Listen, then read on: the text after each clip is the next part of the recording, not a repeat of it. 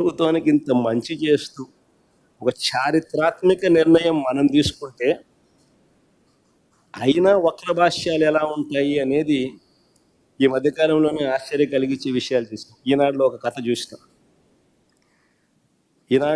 ఈ మధ్యకాలంలో చూసిన ఈనాడు కథ ఇది ఒకసారి చూడండి. సెకీ ఒప్పందానికి సన్మానం జరిగింది అని చెప్పి నా ఫోటో పెట్టాడు. సీఎండీని తొలగిస్తూ కేంద్రం ఆకస్మిక నిర్ణయం. జగన్ ప్రభుత్వంతో ఒప్పందంపై వచ్చిన ఆరోపణలే పరోక్ష కారణం అని చెప్పి ఈనాడు రాస్తుంది. నిజంగా ఈ వార్త చూసిన తర్వాత ఈనాడు అనే పేపరు నిజంగా టాయిలెట్ పేపర్కి ఎక్కువ, టిష్యూ పేపర్కి తక్కువ. అదొక పేపర్ పట్టిన పీడన. అబద్ధాలు రాయడానికి అయినా కానీ హద్దు పొద్దు ఉండాలి. కారణం ఏమిటి అని అంటే, ఏపీతో సెకీ ఒప్పందం ఎప్పుడు చేసుకుంది? ఏపీతో సెకీ ఒప్పందం ఒకసారి చూపించిన ఒకసారి. ఏపీతో సెకీ చేసుకున్న ఒప్పందం ఆ డేట్ ఒకసారి చూడండి.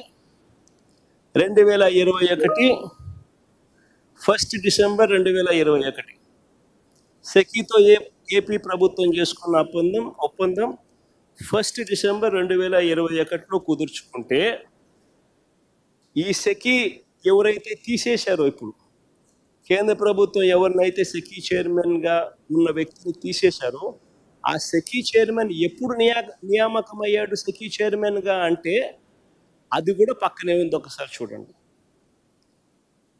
13th June 2023.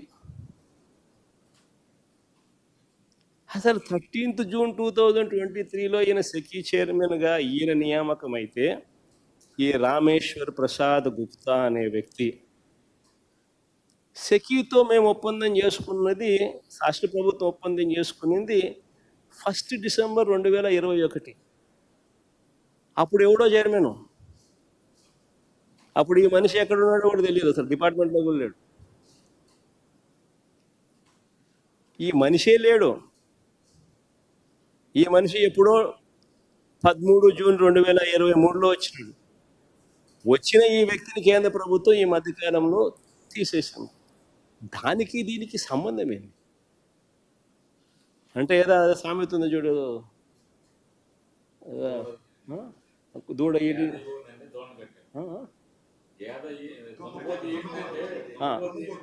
దున్నపోతు ఈనింది అని అంటే దూడను కట్టేసేయండి సార్. దున్నపోతు ఏమైనా ఎలా భర్తీ ఇవ్వగలుగుతుంది? దూడను కట్టేసేయండి. అట్టగా అసలు ఎవడు లేడు, అసలు మనిషే లేడు. ఈయన 2013 జూన్ 2023లో ఈయన వచ్చినాడు. మన ఏపీ గవర్నమెంట్ సెకీతో ఒప్పందం చేసుకుంది 2021 డిసెంబర్లో చేసుకుంది.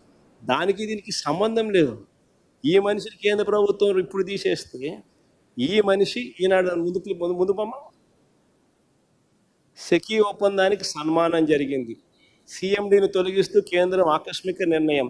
జగన్ ప్రభుత్వంతో ఒప్పందంపై వచ్చిన ఆరోపణలే పరోక్ష కారణం. అసలు మనుషులేనా వీళ్ళు? ఏమన్నా మాఫియా రాజ్యం ఇది. ఈనాడు, ఒక ఆంధ్రజ్యోతి, ఒక TV5, ఒక చంద్రబాబు. ఇది ఒక పేపర్లో వీళ్ళంతా ఒక మీడియా అని చెప్పుకునేదానికి సిగ్గుపడాలి వీళ్ళంతా.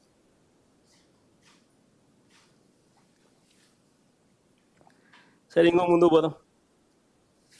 రాష్ట్ర ప్రభుత్వానికి సంబంధించిన పరిస్థితులు ఒకసారి చూస్తే, రాష్ట్రంలో స్కాములు ఏ స్థాయిలో జరుగుతూ ఉన్నాయో కనిపిస్తూ ఉన్నాయి. కానీ ఎవడు రాయడు. ఈనాడులో కనపడదు, ఆంధ్రజ్యోతిలో కనపడవు ఈ స్కాములు. TV5లలో అంతకన్నా చూపించారు. ఇంకా స్కాములు ముందుకు పోదాం. ఇంకా స్కాములు ముందుకు పోతే ఉర్సా అంట, ఊరు పేరు లేని ఉర్సా. ఎప్పుడన్నా పేరు విన్నారా? ఉర్సా అనే సంస్థ అంట. ఊరు పేరు లేని సంస్థకు విశాఖపట్నంలో రూపాయికి ఇడ్లీ వస్తుందో లేదో తెలియదు, కానీ రూపాయికి ఉర్సాకు 3,000 కోట్ల రూపాయలు భూములు ఇస్తున్నారు. దాని క్యాబినెట్ క్లియర్ చేసాం. ఈ మనిషి నారా లోకేష్కి స్నేహితుడు.